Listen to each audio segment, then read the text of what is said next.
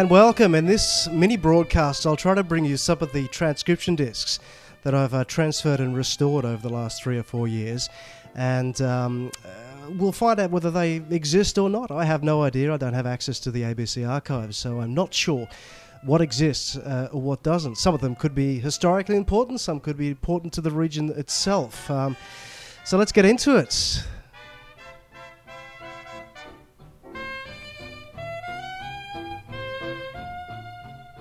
Now, why did I do all this in the first place? Well, I was broadcasting on a radio station in Newcastle, and I was playing some 78s. So I was basically broadcasting a show of big band music, and I was always disappointed at the quality of CDs and the quality of the remastering of the big band 78s. A lot of the transfers, by my ears, had been done in the mid-50s, and I was proved right when writing to RCA Victor Bluebird.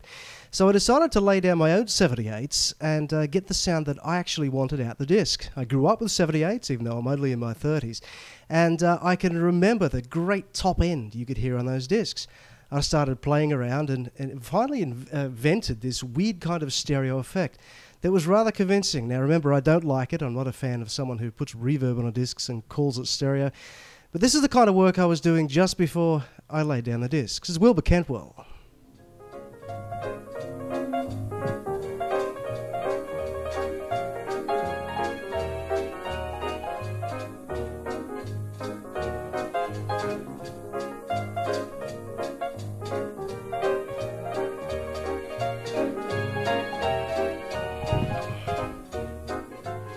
Wilbur Cantwell at the Hammond organ there from, I think, 1939. So around this time, I was broadcasting big band music and swing, and I wanted to basically transfer all these transcription discs that I found in the same room that I was broadcasting from virtually. I found a series of discs called The Army Show. Now, ever mindful of having Australian content on our little program, there were kind of swing bits in The Army Show. Again, 10-inch transcription discs recorded onto vinyl, not missing at all, I later found out. But I restored them, and here's a minute of my efforts. The Army Show. 15 minutes of popular music to entertain you. This is your compere Robert Peach introducing Carlo Briglia, the Army Show Orchestra, and feature vocalist Margot Carroll. It's The Army Show.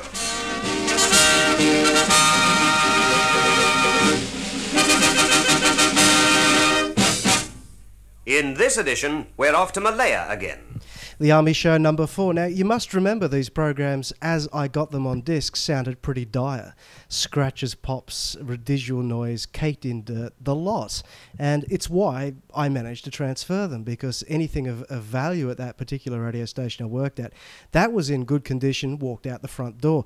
These discs wouldn't even be played by the presenters, who we still had 2 turntables set up for the purpose of playing records.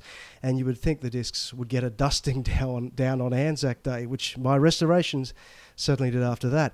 And so as playing these discs, I discovered more and more transcription discs themselves.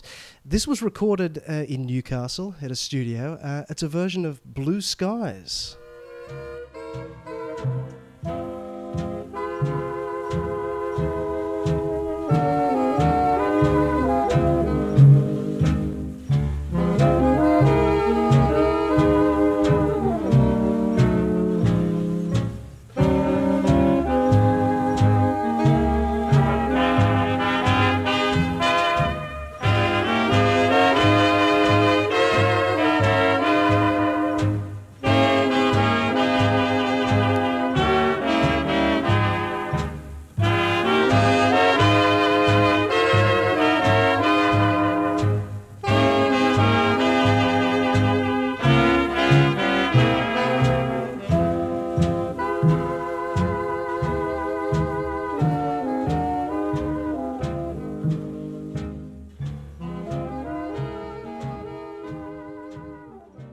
Bill Bates and his band, the discs didn't go walkabout from the studio because they were on 16-inch lacquers. Like the next bit of interestingness, it is Bob Hope, and Bob Hope being interviewed, I think, around 1952. And it's from the original disc, and on the other side there was an interview with Leo McKern, so that's why I'm sort of dating this in 52. Again, the disc was in pretty dire condition. Most of the lacquer had fallen off the first part of the disc, but preserving the interview. The first interview on the disc couldn't be read, of course. It was just shiny, bright aluminium. Bob Hope. Well, I've just battled my way through 2,000 fans to the Stars dressing room of the Palladium Theatre in London, and it's a great pleasure to get there. And here we have the star himself, the man with the $1 million proboscis, Mr. Bob Hope. Well, that's at least new billing. I have to tell my proboscis about this. I'm going to run out to Lloyd's of London here and insure this proboscis for that. But it's very nice to be here and also to speak to the folks down under. I know that we did this last year, and of course I haven't been in Sydney since 1943, and I'm looking forward to going back to Australia next year. My commissioner, Mr. Bert Knight, is now arranging a tour, and if we can get things fixed up, I think that we might go back there. And now we're going to move into much more interesting territory. When the Queen visited Newcastle in 1952, I think either 2HD or 2KO took a live feed and broadcast from all over Newcastle, putting up microphones and OB units on top of famous buildings and street corners to announce the Queen going past. Here is announcer Ken Carroll talking about the Queen going past the Dairy Farmers building. This building still exists in its entirety, and it's in Hunter Street. These discs were in deplorable condition when I first transferred them, and sections of the discs couldn't actually be played. They were kind of crazed up. You know, you could see the aluminium underneath, and the needle just wouldn't track. The styluses I used were, of course, truncated elliptical styluses from the Expert Stylus Company in Britain, a 2.5mm stylus I employed here, and my very own purpose-built preamp, which has a completely flat top end to help with the restoration. Surging forward again as they come by the Co-op store, and I really didn't realize there were so many there. I knew there was a very large crowd of people along there, but it's absolutely amazing now. Yes, the leading cars, and people are surging completely away from the footpaths. They're just leaving sufficient space for the royal procession to pass. And actually now looking at the labels of the discs, which I did take a couple of photographs from, and I took a text file of the information contained therein. They weren't typical 2KO transcription discs. We had a few of them at the studio, 16-inch lacquers, and they all had a very impressive label with an RCA 44 mic as their kind of emblem with 2KO written inside. These discs were kind of typewritten, a white typewritten label, which I transferred to a text file. That particular disc was disc number 4 in their catalogue number, RD26138.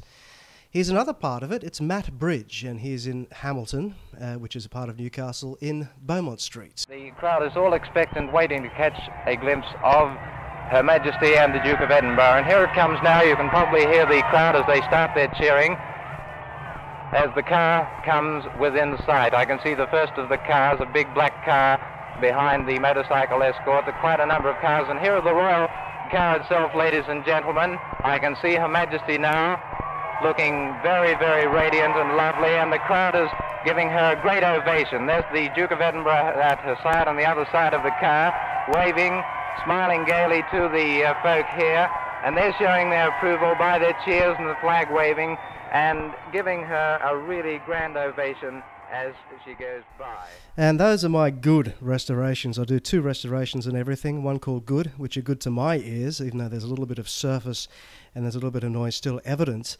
It doesn't remove the ambience of the recording, and it doesn't affect the sibilance or the top end. Now, I also do a too much noise reducted version, which I make it for more contemporary ears who like that kind of muddied out, nothing is there type sound. But for this, I'll use all my good restorations. Of course, I could have cleaned a lot more of these discs, but given the time, and I've been pretty busy recently, not with work unfortunately because I'm unemployed, but restoring an old television series via VHS tapes, I haven't restored these as well perhaps I could if they were in fact interesting. Well, we need to ascertain that first, whether they're actually worth restoring any further. Now, the restorations themselves, that only took me something like, for about 2 or 3 minutes, it takes me about 4 seconds to clean. It's a very, very fast process, and I've sort of perfected it over the last 5 years at least. Let's move on to the discs now. Scott Daly, a Labor candidate, I think, and his campaign disc. The elections for the state of New South Wales will be decided on the 3rd day of May 1947. This is an important day in the life of every citizen, as many urgent issues are involved. The transport position in this state is, at the moment, in immediate need of complete reorganization. This calls for clear-thinking action. With this in mind, we bring to the microphone the Labour and anti-communist candidate for the electorate of Hamilton, Alderman H. Scott Daisley. Newcastle is fast becoming a great manufacturing centre. Recent developments give promise of vast developments in the sphere of industrial enterprise. Now is the time for judicious planning. Our public services must be fashioned to meet the demands of the future. Now, I've called these next discs War Memorial, and it's not really a war memorial, it's an Anzac March. This is part one of a little bit I've taken out of it. I don't know the year, it just said War Memorial on the start of the disc. The first wreath to be laid by the President of the Newcastle sub-branch of the Rats of Tobruk Association, Mr. E.M. Tierney. It's in the form of a large T in orange and gold. Mr. Tierney is now just hanging it, fixing it on the cenotaph. More of that disc later. I'm sure it's from an actual broadcast, because right at the end of it you can hear the it sounds like we're going to the regional service, or we've just cut out of the regional service. The air changes in the program and we get a recording via disc. Here is a Bella Cants trio recorded, well, I have a date for this one. It was recorded the 16th of the 6th, 1948, and yes, it was recorded from the ABC regional service, I'm led to believe. If you listen to the recording, I've cleaned it up as much as I can. There is a Herodite type whine throughout the program. I've not tried to remove too much of, as it kind of affected most of the instruments in the actual band. And there is a lot of atmospheric type noise still on the recording, which isn't a disc fault. Obviously, it was from the receiver this was taken from. The Bella Cants trio. To the theme of their signature tune, We've Got Rhythm, the Bela Cants Ensemble present another program of rhythm music.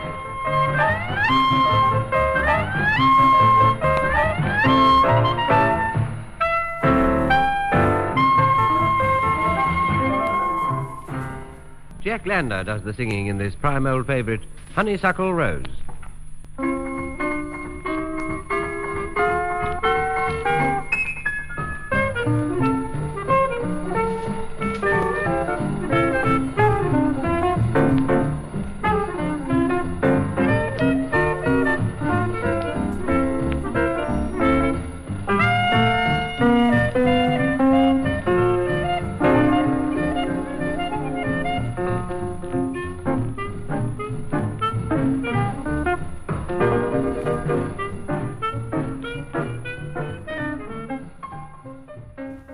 An actual ABC off-air recording from 1948. Didn't turn out too well, but still.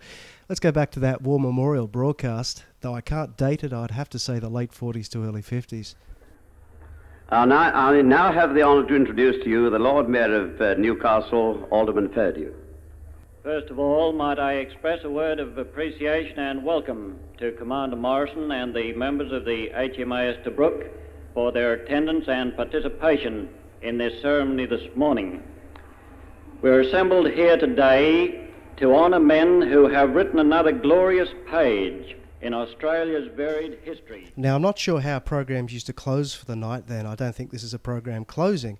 I just think what's basically happened is we're going from the regional service of the ABC back to the interstate version or the national service, perhaps for the news. So they've played God Save the Queen, perhaps as a filler, perhaps for the reverence of the program that just preceded it. But here is the abrupt cut-off of that particular program into the to God Save the King.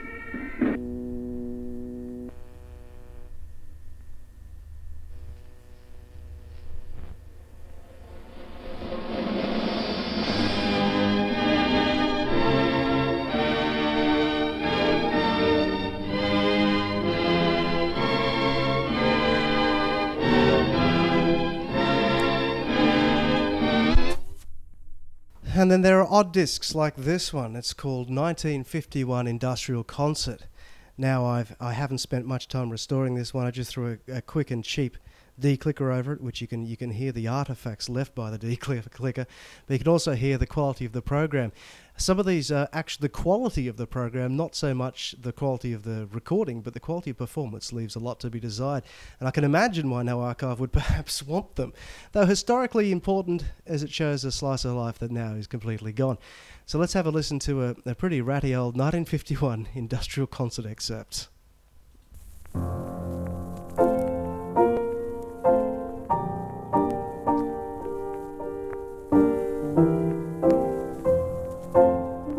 Good evening, ladies and gentlemen. This is your compere Joe Porteous, asking you to gather round the radio while the voices of Stuart and Lloyd's concert party take the air in the 1951 Industrial Concert Series. Now tonight is definitely a novelty night. Now let's go back to the Queen series of discs, because it would be interesting if this doesn't exist in any Newcastle archive anywhere. And this is Harry Haimbridge, and it just says Century. Maybe it was a building or a landmark. I really don't know. It's rather remarkable that as the royal car passes each point, there seems to be almost a momentary breathless hush, as all eyes are focused on the Queen and her husband. And then that tremendous roar of sound rises as the waiting thousands give voice to their welcome to the royal couple. The royal car is now passing almost beneath my vantage point. And here, you can hear in the distance, in the background, the tremendous ovation which the royal couple are receiving. The Queen looking radiantly happy, and the Duke of Edinburgh, gazing happily around, wave graciously to the crowds on either side. At this particular point of the royal progress, the laneway formed by the thousands of spectators has been narrowed. In all the hoo-ha celebrated about a year ago when the Newcastle Cultural Centre celebrated its 50 years of service, I tried contacting the Cultural Centre, which they are located, I think, above the Newcastle Library proper. They were celebrating their 50 years, and they had an exhibition with photographs and reminiscences by people who were involved in the Cultural Centre over the years because of its important part in Newcastle culture. I did contact them and say that I had an actual disc, an actual acetate of the opening ceremony on disc, rather than just having some kind of still photographs. Apparently they weren't that interested in listening to the actual ceremony or indeed including it in any of their celebrations. They were quite happy with the photographs as they stood. Well, here's a part of the actual recording. That's why this Cultural Centre project has united the citizens of Newcastle, as you, my Lord Mayor, have said, as no other project has ever united them within my experience. And now we'll cut into another part of that opening ceremony for the Newcastle Cultural Centre. It was recorded apparently with ribbon-type velocity microphones. You can hear the loud plosives and wind noises, very evident in the recording. I took a couple of them out, but as these were just quick, rough restorations so that people could actually hear if they were any good or not, or worthwhile to be kept in any kind of archive, I didn't go full steam ahead and restore it 100%. This is just a little demonstration so you can hear what actually is on the discs themselves. My Lord Mayor and Lady Mayoress, Reverend gentlemen, ladies and gentlemen, and particularly you thousands of children. I think this function, my dear children, today means more to you than anyone else. And you should be very grateful indeed that the Governor-General of New South Wales and representative of the King has come here to lay the foundation stone of what we hope to be one of the greatest memorials and cultural centres in the world. Now, apparently in 1947 there was a brass band competition in Newcastle, in fact, September 1947. I was told a couple of years ago that the regional ABC restored several of these recordings from rather beaten up acetate discs. Pressings from the original 16-inch lacquers. Well, I restored about 4 or 5, maybe not that many, of the original lacquers, and here's an excerpt of one of them. I was told that when it was played on the ABC about 4 or 5 years ago, it didn't sound that good. So have a listen to the actual recording. This is the the Newcastle Ex-Services Band, and judge for yourself. It doesn't sound too bad at all.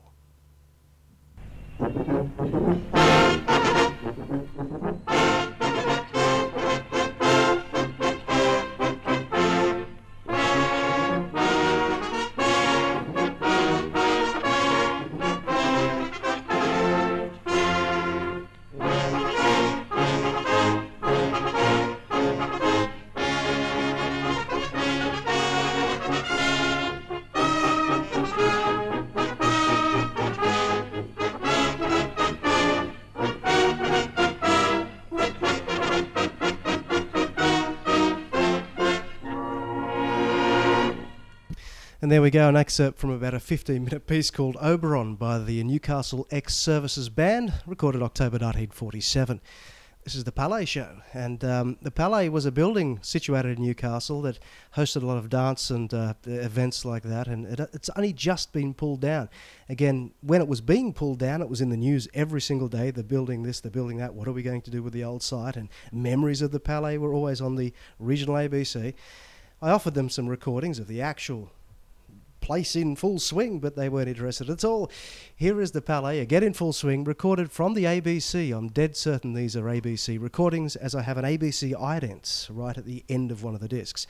Again, major Herodite type wines on the disc, and some club-handed people have tried to transfer the discs several times before with obviously very, very poor needle styluses, what have you, and have kind of ground the disc a little bit. But here's parts of the Palais Show.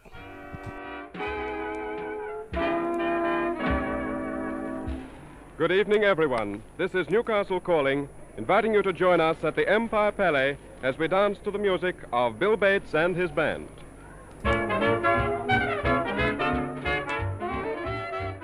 Another excerpt now from the broadcast of the 23rd of the 12th, 1949. Good evening, everyone. This is Newcastle calling and inviting you to join us once again at the Empire Palais as we dance to the music of Bill Bates and his band. Following up is the very popular coffee song with vocalist Frank Drake.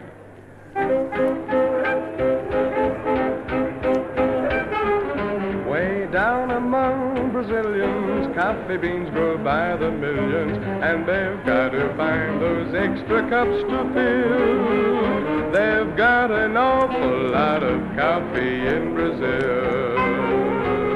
You can't get cherry sodas, 'cause they gotta fill their quotas, and the way things are, I guess they never will. They've got an awful lot of coffee in Brazil.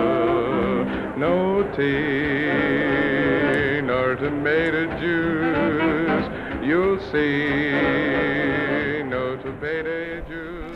So with a little bit of work, the discs could actually scrub up quite well. Now remember, I'm using my own filters that I've written myself, and plugins that I've sourced from here, there and everywhere, and pretty much my own gear. I'm not using professional restoration gear to restore these discs.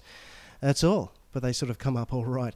This is a 2KO disc. It's called The Primate of Australia, and I think it's something to do with the death of King George VI in 1952. In the capital city of Australia, we are mourning the loss of His Majesty the King, a beloved king who had increasingly shown his interest in everything which concerned this Commonwealth. He cherished the memory of that happy day in 1927 when he opened this Parliament House. 2K announcer Harry Dirth. Now we're going to the third disc of the Queen disc series, and it's, yes, Harry Dirth at City Hall before the Queen made her first of two speeches. Her Majesty will receive the address from the Lord Mayor and hand it to either her lady-in-waiting or one of her equerries for safekeeping. Then she, in her turn, will step to the microphone and read an address of reply. Now I see Mrs. Kilgar is just walking forward. You hear that cheer for Mrs. Kilgar? She bowed, shook hands with Her Majesty, and has moved across to His Royal Highness the Duke, and they are chatting away together there. What a dear old lady she is. Now she has moved to her place up the steps, and the Lord Mayor steps forward. And now we move on to an interview with Leo McKern, recorded by Matt Hayes in the 16th of the 5th, 53. I just had to look at that and I actually have the date. Again, a transcription disc, which part of the disc is missing, but the entire interview with Leo McKern exists. It's funny how he sports an English accent. Another of the distinguished visitors to Stratford today is Mr. Leo McKern, one of the principal players of the company. I had the privilege of seeing your Othello a few weeks ago, Mr. McKern, and I must admit I thought your Iago was really magnificent. Oh, that's very nice, thank you. You're an Australian, aren't you, Mr. McKern? Yes, that's right. I was born in Sydney. I see. And how long have you been a member of the Shakespeare Memorial Theatre? Well, I've only joined the Stratford Company for this tour. I've been away from Sydney, from Australia, for nearly 7 years. And this is the first time, you know, I've been back to Australia. I see. I understand that, Mr. McKern, that you played for some time with the Old Vic Company. Yes, I was 3 years with the Old Vic Company. The first season, 49-50, with Michael Redgrave and Peggy Ashcroft. Here's the first, or is it the second, speech the Queen made on the occasion when she was presented with some book for some particular reason here in Newcastle on the steps of City Hall. The Queen will speak first, and then I've pinched another bit from the same disc a little bit later. My Lord Mayor, I thank you and the aldermen and citizens of Newcastle most sincerely for the wonderful welcome you have given to my husband and to me. Our visit to Newcastle must unfortunately be a brief one, but in the time we are to be here, I am nonetheless looking forward to seeing many of the people of this city. You have made wonderful progress since Lieutenant Shortland discovered your Hunter River only a little over 156 years ago, and you have played a worthy part in the development of your country.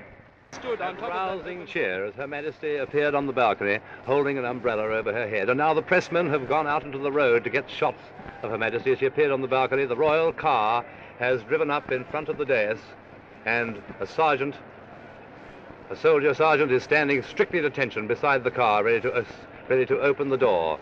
The pressmen put their cameras away while the crowd still gazes excitedly across the road to get a final glimpse of Her Majesty as she re-enters the car for the royal progress. Now this is where it becomes kind of surprising, as the quality of the disc is quite good. It's from a program called Radio Revels, recorded apparently on the 10th of October 1948.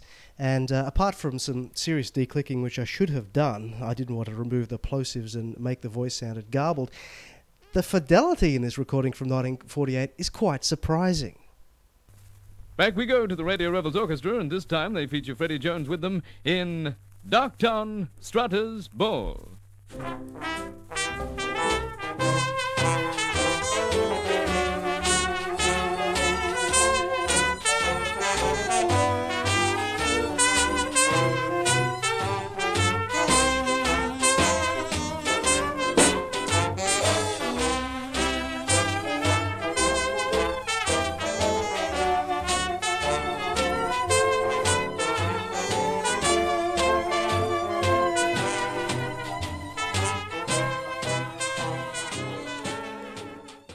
Even a popular band leader from Newcastle at the time, who appears on many of the Palais shows, got a bit of an interview. Here's an excerpt.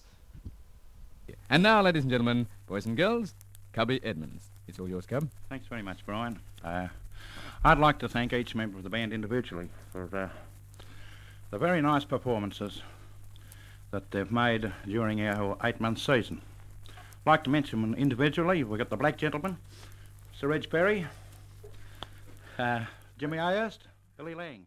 And so, until the year 1949, it's au revoir and best wishes to you. We'll be back again on the same station, 2HD, at the same time, 12:45 in 1949. In the meantime, cheers and good luck from the Radio Rebel.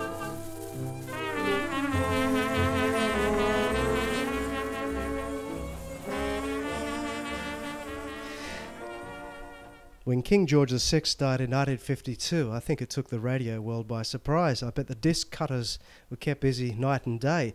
This is a recording they've obviously made 2KO from the GOS service of the BBC. This is the General Overseas Service of the BBC. This morning, Garter King of Arms, the Honourable Sir George Bellew, read the proclamation of the Queen's coronation from the balcony of Friary Court, St. James's Palace.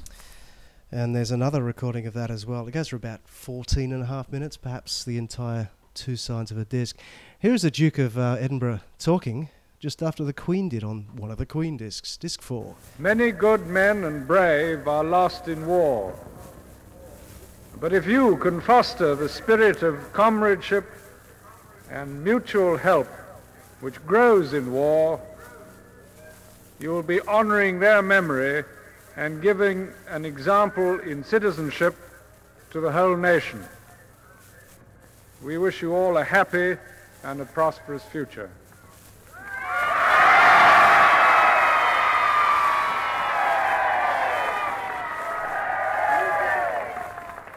Your attention, please. I want you to give 3 hearty cheers for Her Majesty and His Royal Highness the Duke of Edinburgh. Hip, hip, hooray! Hip, hip, hooray! Hip, hooray! Here's another example of a Newcastle recorded and produced show called The Lights and Bright Show, this particular edition from the 14th of the 3rd, 1948. And probably why it's never been rebroadcast or why anyone didn't decide to take the discs away is because the performances are quite dire. Consider this one. Follow the simple directions and they will bring life of another complexion where you'll be king. You will awake in the morning and start to sing. Moonlight cocktails are the thing.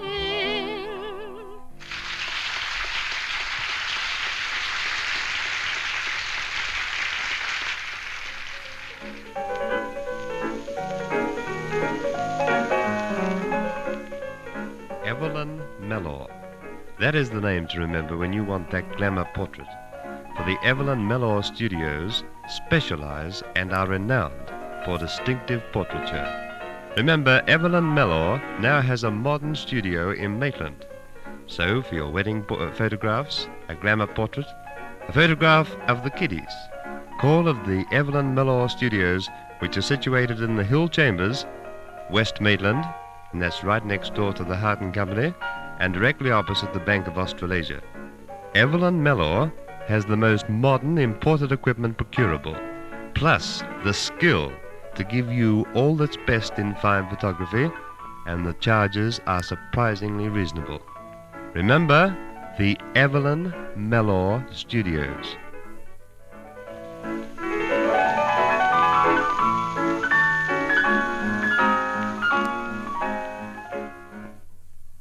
And now it's my happy pleasure to bring to the microphone brilliant Newcastle vocalist Gordon Lodes, who sings Just a Prayer Away. Now, how I know that the Palais show itself was recorded from the ABC regional service is because the ident was stuck at the end of the disc. The fellow who recorded it forgot to turn the cutter off, thankfully. I like hearing presentation, and especially early presentations such as this, the early ABC ident from 1948.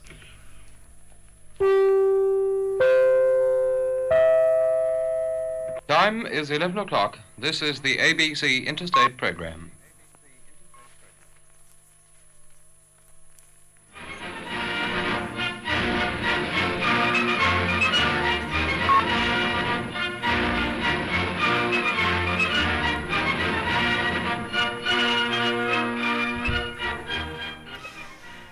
As you can hear, the time pip's still in evidence, but unfortunately the program runs out. Here is the opening of the Technical College, now I think known as Newcastle TAFE.